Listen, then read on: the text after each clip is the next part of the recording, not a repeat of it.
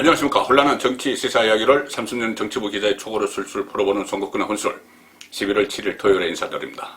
매주 주말 휴일에는 정과 뒷담화 내용을 전해드리고 있죠.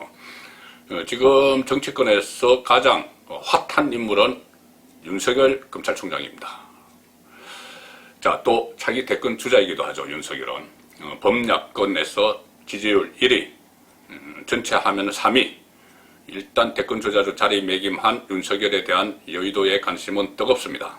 앞으로 윤석열이 정말 정치를 할지, 그래서 윤석열 대망론을 실현을 할지, 그런 부분은 앞으로 윤석열이 하기에 달려 있겠죠. 하기에 달려 있는데, 우선 첫 번째 시험대는 지금 검찰총장으로서 내년 7월까지 임기인데 그 사이에 어떻게 하느냐, 살아있는 권력 수사를 정말 다시 이번에는 제대로 한번 하느냐, 그리고 외압을 다 견뎌내면서 끝까지 자리를 지키면서 가느냐, 또 그 수사가 정말 정의롭고 공정한 수사를 하느냐.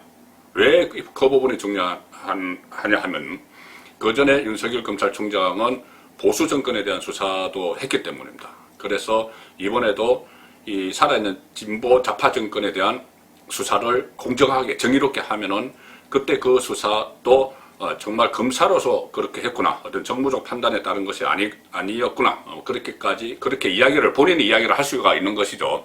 받아들이는 이 보수 우파 유권자 입장에서는 또 다르게 받아들일 수도 있지만, 본인은 그렇게 이야기를 하면서 대망론을 이렇게 실천해 나갈 수 있는 그런 계기가 되는 겁니다. 그렇기 때문에 윤석열이 검찰총장으로서 앞으로 어떻게 할지 상당히 관심이 되는데, 일단 핵심은 문재인 정권, 살아있는 정권에 대한 권력에 대한 수사를 지금 다시 하고 있는데, 시작을 했는데 끝까지 관철시킬 것이냐, 그 문제입니다.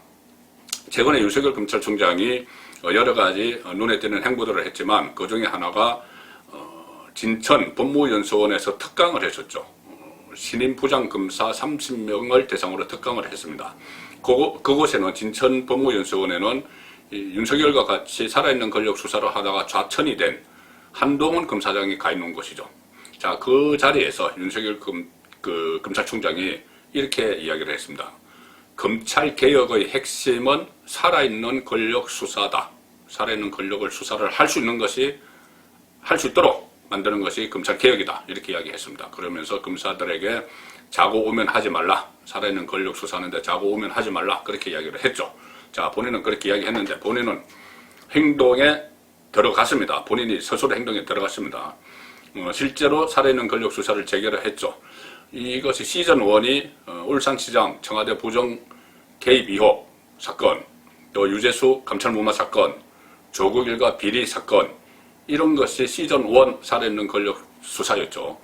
이 수사들은 일단 미완성으로, 검찰 차원에서는 미완성으로 일단락이 됐습니다.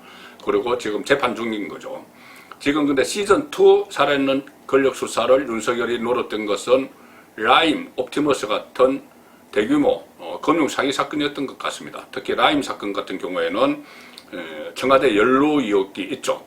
강기정 정무수석이 5천만 원을 김봉현에게 받았다는 그런 의혹이 있고, 라임의 주범, 그리고 청와대 민정수석실에 근무했던 행정관도 연루가 되어 있습니다. 그렇기 때문에 또 다른 사람들도 권력 주변이 연루가 되어 있을 수가 있죠. 그런데 그 사건을 수사를 하는데 추미애 법무부 장관이 수사지휘권을 박탈을 해버렸죠. 그래서 그 사건에는 지금 감료를 하지 못합니다. 그래서 아마 새로운 돌파구를 연 살아있는 권력 수사가, 시즌2를 여는 권력 수사가 월성원전 1호기 폐쇄와 관련한 사건이 아닌가, 그렇게 짐작이 됩니다. 실제로 그런 일들이 일어나고 있습니다. 자, 이 감사원 감사가 실시가 됐죠. 문재인 대통령이 처음에 취임을 하면서 국정과제 그 1호처럼 월성원전 1호기를 폐쇄를 하면서, 조기 폐쇄를 하면서 탈원전 정책을 하는 것이었습니다. 그래서 그것을 국회가 감사를 의뢰를 해서 감사원이 감사를 벌였습니다. 그리고 감사원장 최재형, 제2의 윤석열이라고까지 불리는 최재형 현 정권의 밑보였죠. 최재형 감사원장이 의지를 가지고 주도를 해서 탈원전 정책의 상징이죠. 월성원전 1호기의 조기 폐쇄 과정을 현미경 감사를 했습니다. 아주 치밀하게 감사를 했죠. 그리고 상당한 저항이 있었습니다. 이렇게 저항이 있는 감사는 처음이다. 이렇게까지 이야기를 했는데 그 감사 결과 산업통상자원부 문재인 정권 청와대의 지시를 받았겠죠. 그래서 산업통상자원부가 경제성 같은 것을 조작한 그런 그 흔적을 찾아내고 또 감사를 앞두고 관련 서로 444건을 폐기를 했습니다. 공무원들이 1월 야밤에 사무실에 들어가서 관련 자료를 폐기를 하는 증거인멸이죠. 그런 행위를 벌였습니다. 그래서 이 감사원이 이 관련된 자료를 감사원이 감사한 자료를 검찰에 이첩을 했습니다. 검찰에 이첩을 하면서 수사 참고 자료 이렇게 정식으로 고발하거나 공식적으로 수사 의뢰한 것은 아니지만은 수사 참고 자료 이것을 준 것은 사실상 수사를 해달라는 이야기입니다. 그래서 그 서류를 보면은 이 피의 사실, 그러니까 검찰 쪽에서는 그 서류를 딱 보니 감사원에서 한 것이 피의 사실과 증거가 자세히 적시된 고발장 수준의 수사 참고 자료가 들어왔다. 이렇게 지금 검찰이 이야기하고 있습니다. 그리고 그날 수사 참고 자료를 감사원이 검찰에 제출한 날 국민의힘, 야당 국민의힘이 백운규 당시 산자부 장관, 또 최희봉 가스공사 사장, 지금은 가스공사 사장인데 그때 당시에는 청와대 산업정책비서관이었습니다.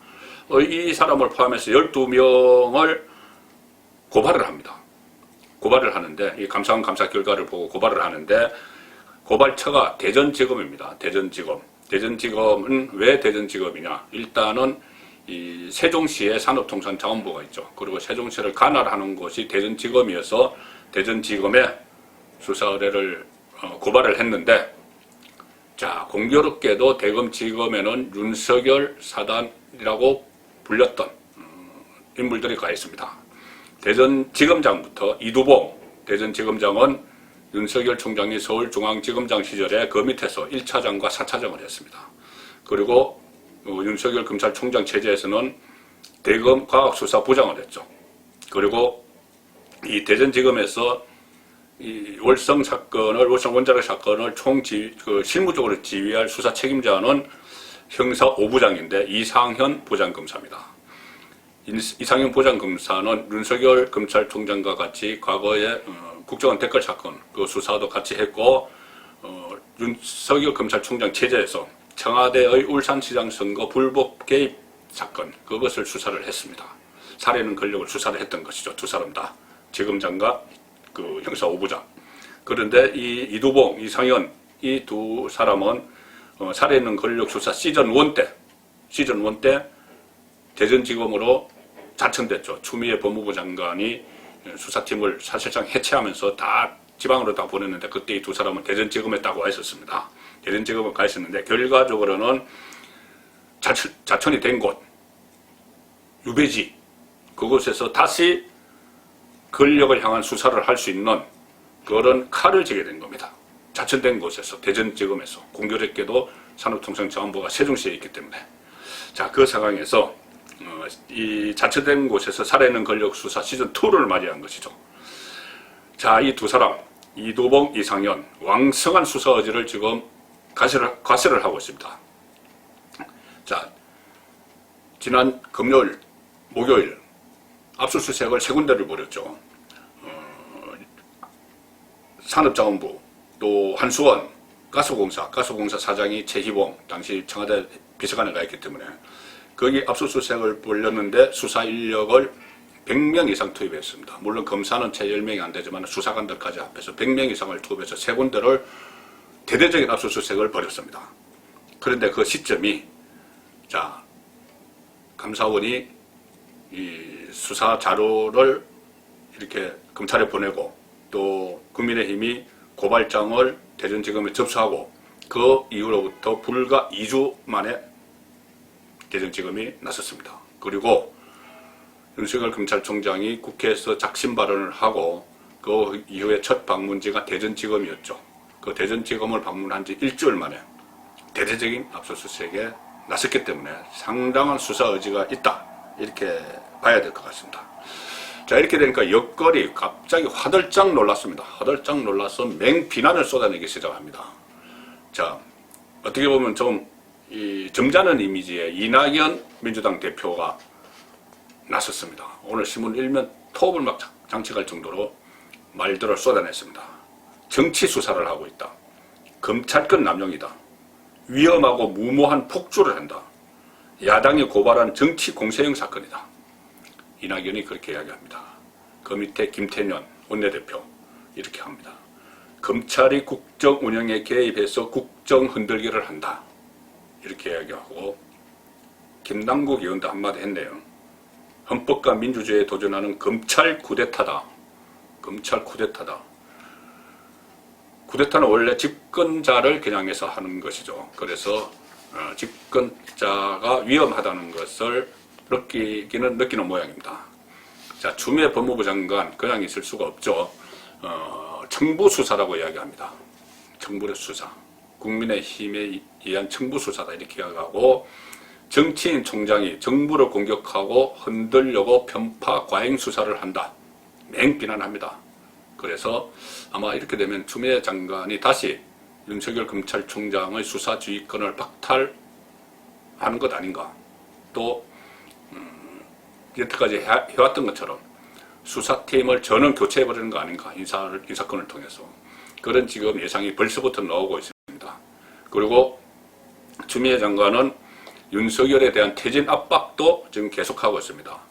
어제 윤석열의 특활비, 특수활동비에 대해서 조사를 하라고 대검감찰부에 지시를 했는데 특히 그 지시 내용 중에 이런 게 있습니다. 1회에 한 번에 500만 원 이상 지급된 내역을 살펴라. 이 이야기가 있는데 이것은 결국 그 전에 울산시장 선거 부정 개입 사건 그 수사팀이나 또는 조국 수사팀 그 팀을 한번 뒤져봐라는 이야기겠죠.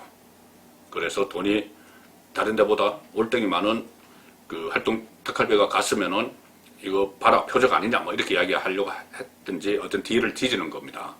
그리고 또 한편으로는 원전 수사팀 지금 막 시작된 대전지검 수사팀의 발목을 잡기 위한 것 아니냐 이런 분석도 나옵니다. 왜 그러냐면 검찰총장이 지방청을 순서를 하면은 일종의 격려금을 준다고 합니다. 격려금을 이렇게 뭐 얼마씩 격려하면서 주겠죠. 격려금을 주는데 그 수사 착수하기 일주일 전에 대전지검을 갔죠. 윤석열. 그래서 아마 거기서도 격려금을 줬으면은 거기에 대한 시비를 걸면서 원전 수사에 방해를 하려는 그런 목적이 아닌가. 그런 이야기까지 나오고 있습니다. 추미애 장관은 법사위에서 그런 이야기까지 했죠. 대검에서 올해 94억 원을 일괄 수령해서 임의로 집행했는데 어떻게 썼는지 보고를 하지 않아서 알 수가 없다. 총장이 주머니 돈처럼 쓴다. 서울중앙지검 이성윤이 있는 서울중앙지검에는 지급하지 않아서 수사팀이 애로를 겪는다고 한다.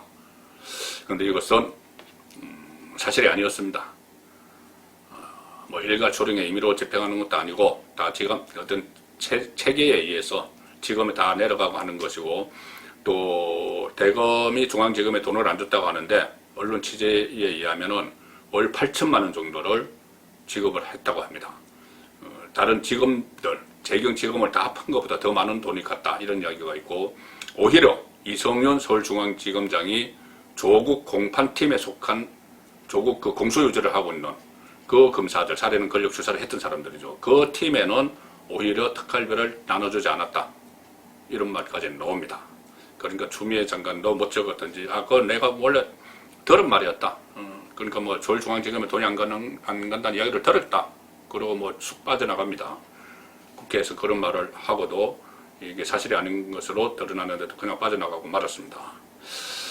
자, 추미애 장관은 그렇다 치고 왜 이낙연, 김태년 또 뭐 여당 의원들이 일제히 나서서 화들짝 놀란 모습으로 뭐 길길이 뛰는 그런 모습을 보일까요? 최종 타깃이 문재인 대통령이기 때문입니다. 사생 결단을 해서 방어막을 치는 그런 필요성을 느끼게 된 것이죠. 자, 감사 결과에 보면은 문재인 대통령이 월성 1호기 연구가동 중지가 언제 되느냐 이렇게 참모에게 물어보고 난 뒤에 그러니까 월성 1호기 아직 뭐 어떤 경제성, 안정성 뭐 검토도 안 했는데 취임하자마자 영구 가동 중지, 폐쇄 이걸 딱 결정을 본인이 혼자서 하고 나서 중지가 언제 됐냐 이렇게 물었고 그 직후에 산업통상자원부가 나서서 조기 폐쇄를 강행을 했습니다. 그 과정에 이 청와대와 산자부가 어떤 경제성을 막 계속 낮추면서 조작한 그런 일도 있었고 그 일을 또 증거인멸을 한 일도 있었고 그렇기 때문에 몸통은 문재인 대통령이 되는 것이죠. 문재인 대통령은 이것을 국정과제 1호로 아주 무리하게 추진을 했는데 이 아마추어 환경론자들의 말만 믿고 말만 듣고 또는 영화 판도라 온전 재난을 다룬 영화 판도라를 보고 결심을 했다. 어처구니 없는 이야기죠. 그것이 사실이라고 믿고 싶지는 않습니다. 영화 한 편 보고 이런 어마어마한 국책 사업을 좌지우지했다는 건 믿고 싶지는 않은데 어쨌든 지금 천문학적인 국고 손실을 입혔습니다. 이 탈원전 정책에 의해서 해외 원전 수출도 안 됐을 뿐이 아니고 수천억 원을 들여서 가동을 시한을 정해놓은 것을 그냥 다 폐기해버리고 해서 국고 손실을 입혔죠. 그렇기 때문에 이 부분에 대해서 감사 결과를 가지고 검찰이 수사를 하면은 결국은 나중에 문재인 대통령, 가장 정점에 있는 문재인 대통령에게 갈 수밖에 없습니다.